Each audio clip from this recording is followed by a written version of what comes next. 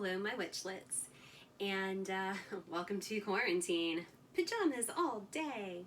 So today I'm going to probably end up doing a couple of different videos just so that we have them stockpiled, so you never know. But right now I'm going to make some bread. I had made a loaf of gluten-free bread last night for dinner for a savory bread pudding recipe that I had, and the bread was actually so good that Ken had asked that I make a loaf just to have around the house. So I'm going to make an herb loaf version of it. So I'm going to add some extra things that aren't necessarily in the recipe. So what I'm going to do is I'm going to put everything in here and we're just going to mix it. I will try to talk and show you what I'm doing as best I can. As you can see, I'm very limited on my space. So I will do what I can to show you what I can and, you know, hope for the best. This bread is a yeast bread. It will have 2 rise times of approximately 45 to 60 minutes each time. It does actually, you know, expand and such. And the bread itself is very soft when you go to eat it. So it's really good. I really liked it. I might do a video on that bread pudding at some point. I don't know. But let's go ahead and get started. So I'm gonna grab and drag my camera over here so that you can see what I'm doing here. Kind of see what I'm doing here, because I'm gonna have to move my camera myself. Okay, so that's not really gonna work out for me. Not as well anyway. So what we have here, I'll just lean over, is 3 cups of gluten-free all-purpose flour. And into that, all right, camera tripod, into that, we are going to add things. So the first thing we're going to do is we are going to add our 3 tablespoons of sugar. My sugar happens to be sitting right next to my KitchenAid, so convenient. So we have 1,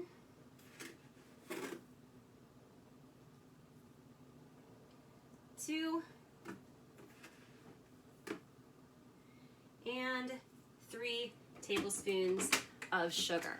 The sugar is important because it helps feed the yeast, which, you know, if you're gonna have bread rise, you need to have yeast. So, speaking of yeast, we're gonna go ahead and put our 2 teaspoons of instant yeast. So you want the bread machine yeast for this recipe as opposed to the active dry yeast. This is actually a quicker rise than the active dry, and that's what you're looking for. So we need 2 teaspoons of this.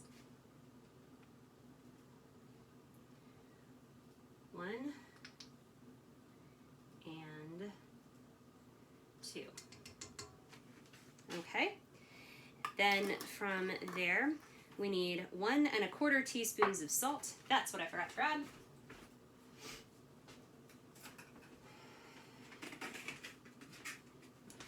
So we're going to use sea salt, finely ground sea salt,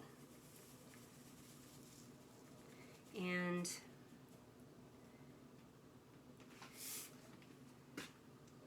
there is 1 teaspoon, and I have a 1/4 teaspoon here.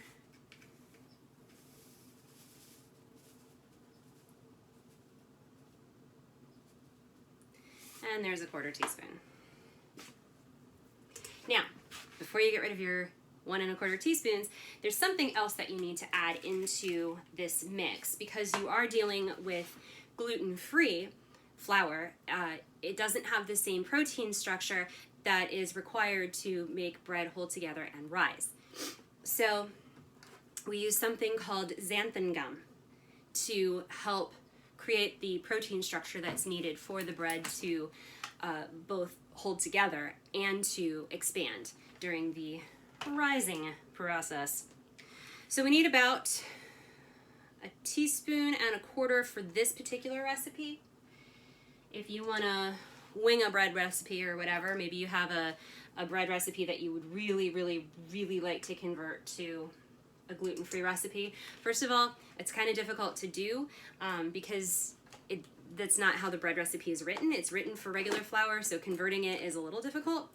But you just want to kind of keep in mind that if you're making cookies or biscuits or something like that that don't have to expand a lot, you use half a teaspoon per cup of gluten-free flour.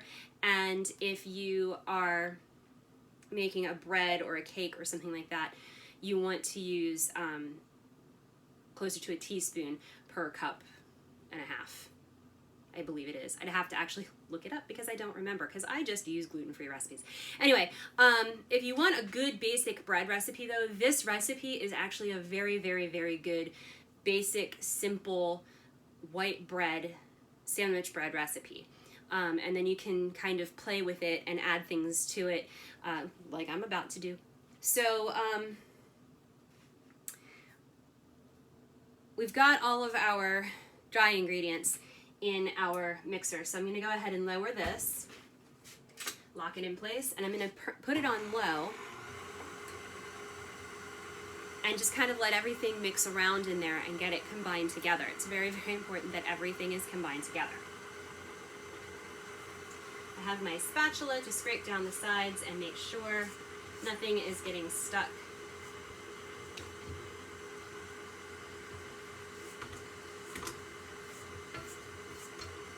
That'll be more important once we start adding our liquid ingredients. Let's see. The next thing we're going to add is 1 cup of milk that has been warmed. So this is mostly buttermilk from the butter that I made the other day, and just a little bit of A2 whole milk in here as well, because I didn't quite have enough buttermilk. But what you're going to do is you're just going to slowly drizzle the milk in and allow the dough to just kind of mix together. The mixture is going to be a bit crumbly at first. That's fine. We still have eggs or egg substitute to add, plus butter. So all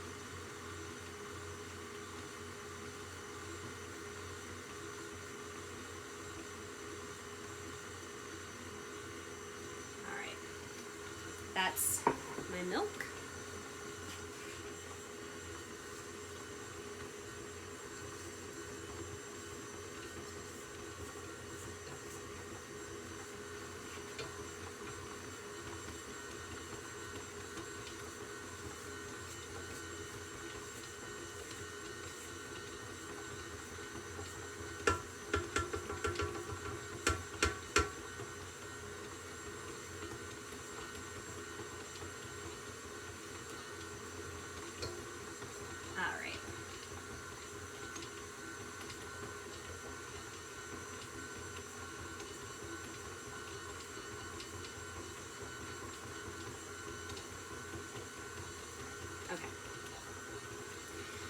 So now, at this point, you want to add in the butter, just 4 tablespoons of butter, and wait till it's completely blended in. So I have my butter over here on the table. I'm going to go ahead and grab it and just start tossing it in.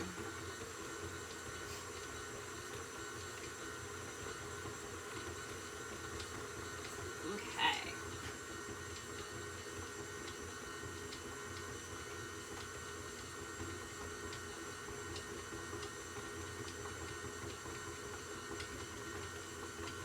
There we go. So we're going to let this go for a little bit so that all of the ingredients can get nicely mixed together. Like I said, it's going to have a crumbly kind of a texture, which is fine because we still have one more liquid ingredient to add, and that's going to be, in this case, it's an egg substitute as opposed to eggs, because eggs are very difficult to come by, and I would rather keep my eggs for, like, you know, eating eggs. This is flax meal, that is mixed with water, and this serves as the binder that's required for the bread. So whereas the recipe calls for 3 whole eggs, you can use a 1/4 cup plus 2 tablespoons of the flax meal, and mix that with 1/2 cup plus a tablespoon of water. And you let this sit for about 10 minutes to allow it to kind of gel up, not really gel, but like thicken. That's a good word. To allow it to thicken so that it will serve as your binder. Ooh, okay. Those acting crazy here.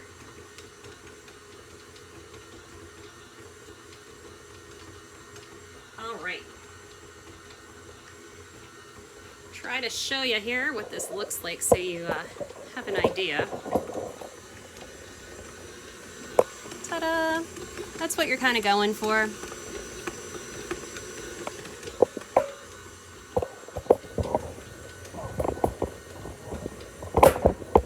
Okay.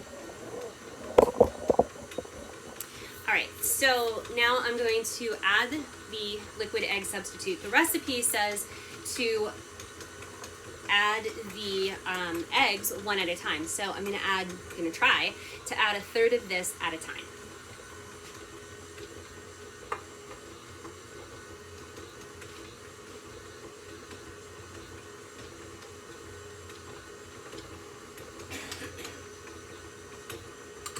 And you can kind of see how thick this is. Okay, so we're gonna let that mix around in there. You want to get all of this mixed together as well as you can before you add the next ingredient. So basically what's going to happen at this point is I'm going to add the rest of my egg substitute a little at a time, and I'm going to mix it until it is well incorporated, which currently it is not. And then once I get everything in there, after I add the last bit of my egg substitute, then I'm going to crank up the speed to about medium and let it go for 3 minutes. After that, I'm going to put a cover over it, and we're going to let it rise for about an hour. So I'm going to go ahead and take care of all that right now. You don't need to stand here and watch me fiddle around with stuff and whatever. So we'll come back after it has gone through its first rise, and then we'll put it into our pan and get everything set up for the second rise. So yeah, we'll see you in a little bit. All right, it has been an hour. Our bread has risen, so I'm gonna grab it from the KitchenAid and we're gonna bring it over here and put it into our greased loaf pan.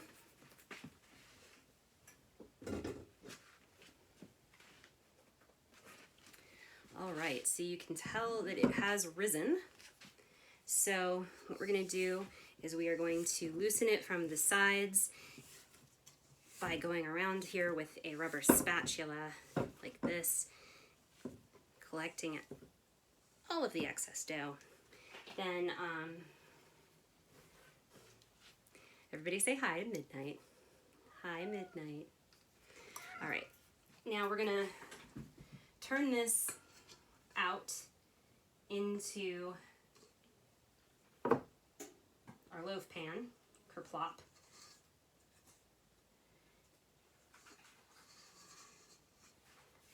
All right, set that out of the way. Now, what you want to do is you want to spread this into your loaf pan. Press it flat.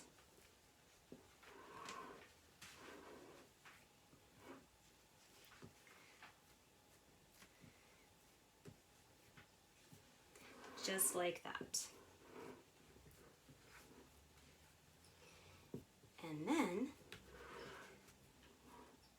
once you have it mostly flat there on the top, you cover it and stick it in a warm place for another 45 minutes to an hour. So since I have something in the oven right now, I am just gonna go ahead and put this on top of my oven and let it rest for an hour.